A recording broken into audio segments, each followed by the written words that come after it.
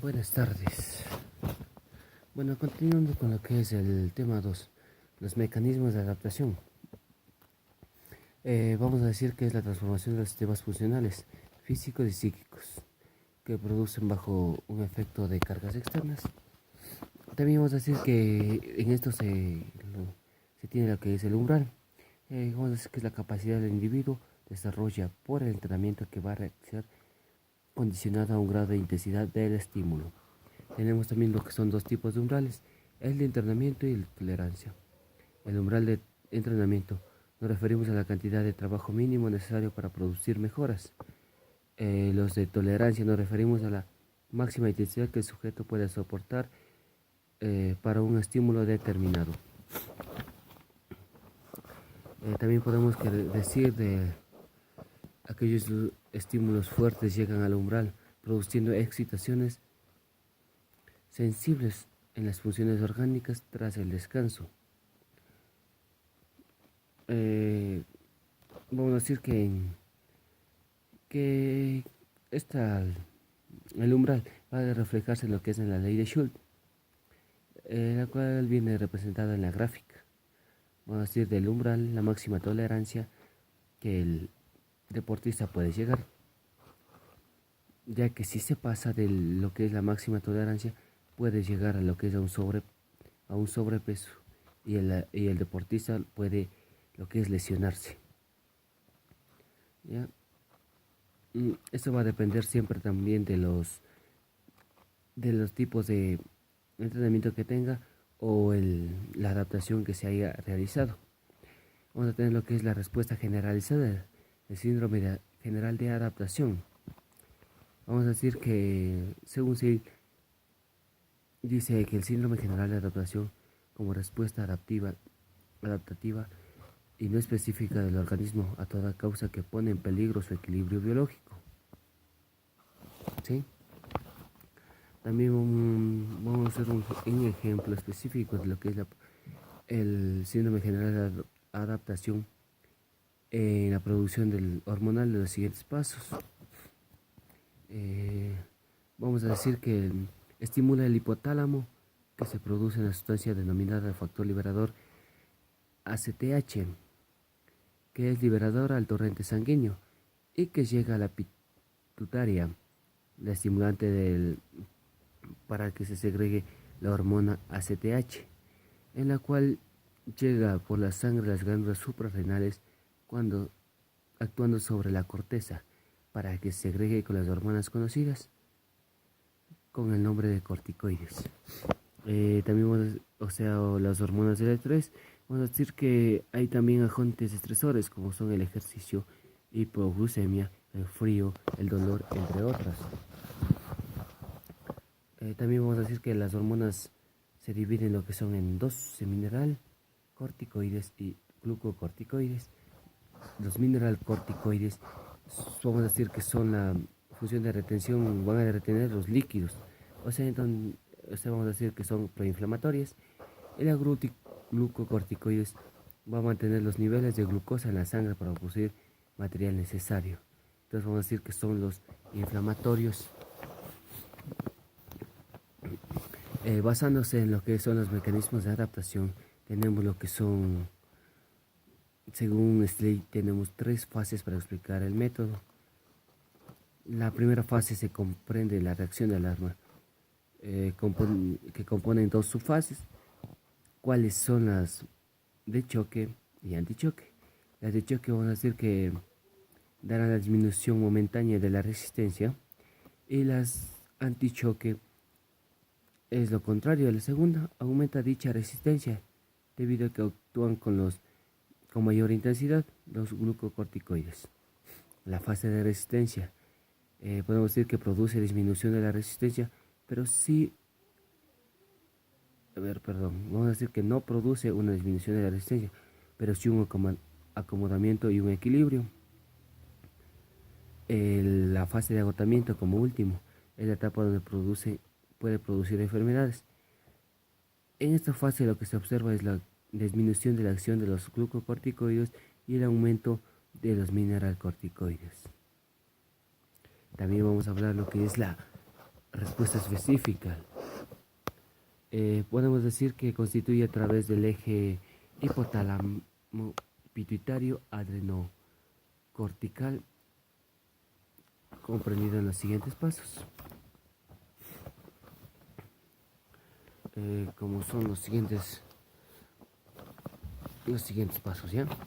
Vamos a decir que llega el hipotálamo, donde se genera el impulso nervioso a través de las neuronas preganglionares simpáticas que dirigen a la médula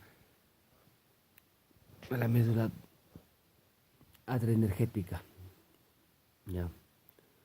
Vamos a decir, lo que se obtendrá es el aumento de la frecuencia cardíaca, el aumento de la presión arterial, el aumento de la glucogenólisis, dilatación de los bronquios, disminución de la orina, el cambio de flujo sanguíneo y la disminución del flujo digestivo. Los mecanismos de adaptación, podemos decir el principio de supercompensación. Es una situación cuando existe el equilibrio de la síntesis y degradación, ¿no? Podemos decir que va produciendo en la misma medida que el equilibrio se lleva a la homeostasis. La homeostasis es el organismo que se intenta establecer un nuevo equilibrio correspondiente a la situación modificada. O sea que vamos a ir, depende a las cargas que obtengamos, vamos a tener lo que es el principio de supercompensación. Vamos a depender siempre del entrenamiento adecuado para llegar a lo que es la supercompensación. Se define como la adaptación del entrenamiento y se explica a través de los siguientes procesos fisiológicos. Vamos a decir que los tipos de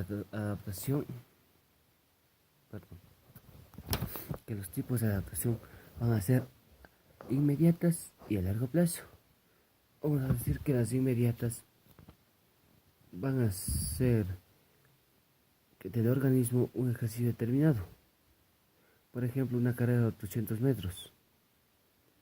Vamos a hacer un ejercicio aeróbico. Las pulsaciones van a aumentar en cuanto dejamos de correr y vuelven al nivel normal con los que empezamos el ejercicio. Esto nos va a hacer lo que es la adaptación inmediata. Nos vamos a adaptar de una manera rápida, se podría decir, inmediata.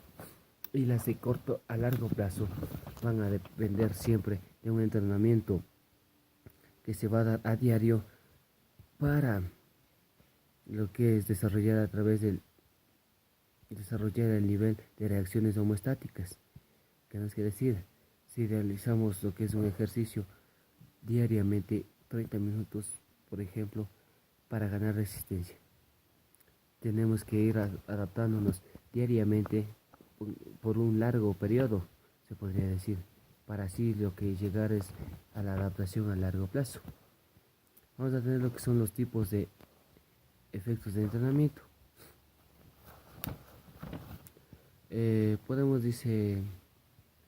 Vamos a observar la clasificación en una tabla más o menos, ¿ya?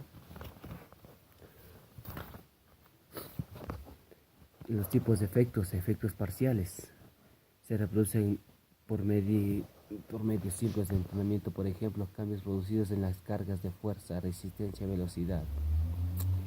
Efectos inmediatos se producen el resultado en una sola sesión de entrenamiento. Un ejemplo podría ser ir al gimnasio. Vamos a obtener, depende del organismo de cada persona, siempre va a depender eso.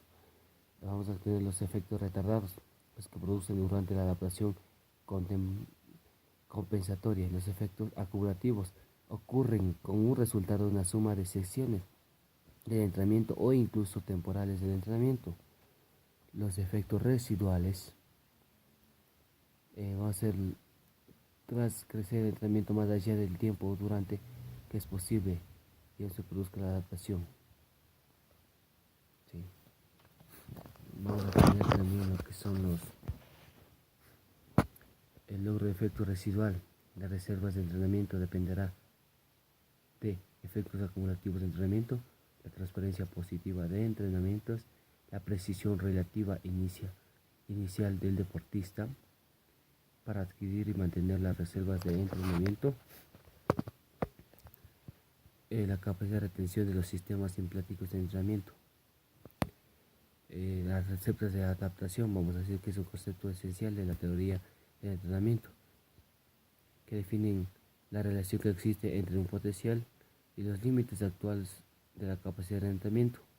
¿Qué nos quiere decir esto? Que siempre que vamos entrenando vamos a tener lo que es una reserva de adaptación. Las reservas de adaptación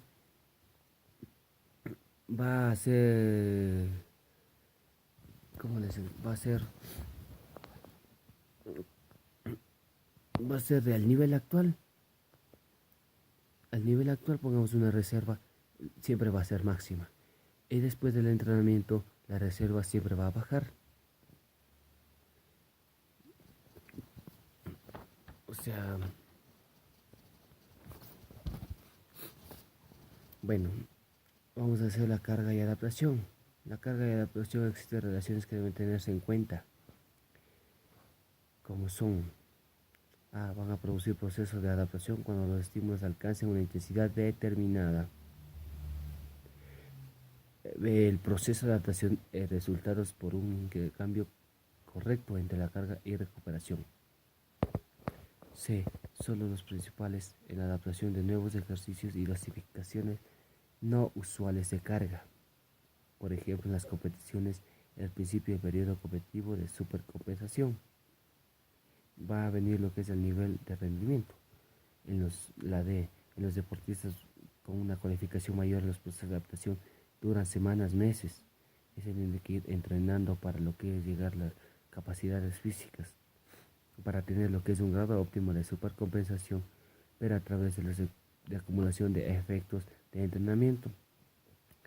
Tiene lugar lo que es aumento discontinuo de rendimiento. El rendimiento tiene que subir o bajar, va a depender tanto del entrenamiento. Los periodos, según estos periodos, Maxwell lo denomina lo que es el trastorno retardado, la transformación retardada. Si la aplicación regular de procesos de control y pruebas apropiadas no serán saber si la carga adecuada, las consecuencias de una carga inadecuada no puede corregirse el periodo competitivo. Va a depender mucho de las cargas de esto, ¿sí? La F, las cargas de entrenamiento se mantienen invariables, se pueden superar fácilmente el paso del tiempo. El efecto de entrenamiento que se adquiere mediante cargas constantes siempre va a obligar lo que es elevar sintéticamente una carga externa para llegar lo que es a tener un poco más de rendimiento. Las interrupciones del entrenamiento obstaculizarán y retardarán el aumento continuo y rendimiento y su ritmo de desarrollo. Porque hay que rechazar el principio del periodo de transición, que debilitará enormemente o se pierde incluso totalmente cuando el intervalo entre unidades de entrenamiento es muy largo. También vamos a tener lo que son cuando se produce una carga o cuando está desaparece.